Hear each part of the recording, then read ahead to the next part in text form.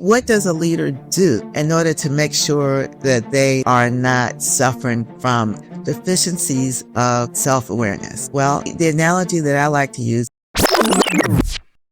one fundamental characteristic of a good leader is self-awareness. And what is self-awareness? Self-awareness means that you know what you're feeling in the moment. You're aware of your own emotion. It also means that you use the knowledge of your own emotions to guide your decision making, right? And you have a realistic assessment of your own abilities. And all of this comes together to help you in a very self-confident way step forward and have people follow you.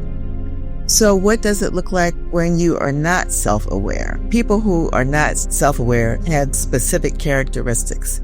They're bullies. They're controlling, right? And they're very passive-aggressive.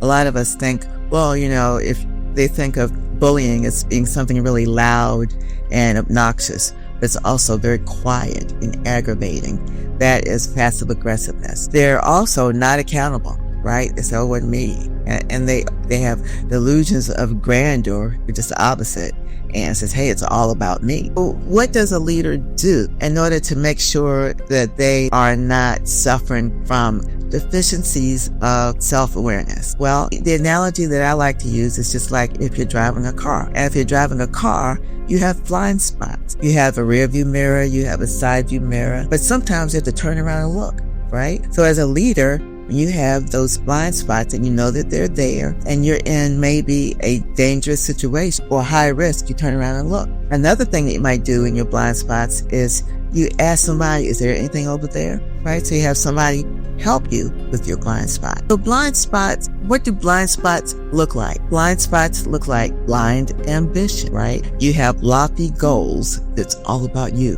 right? And you pretend like those goals for everybody else, but it's really all about you. Those goals are often not very realistic. You think that you can leap tall buildings in a single bound, but you can't even push a chair across the floor, right? Now, I talked about self-awareness, and the effective leader really knows what they're good at. They know what they're like, and they're sensitive to that in their leadership with others, especially. If this episode sparks something for you, don't let it stop here. Subscribe to the Next Level Paycheck and join Linda Curtin every week to break the $80,000 ceiling with faith, strategy, and unstoppable confidence.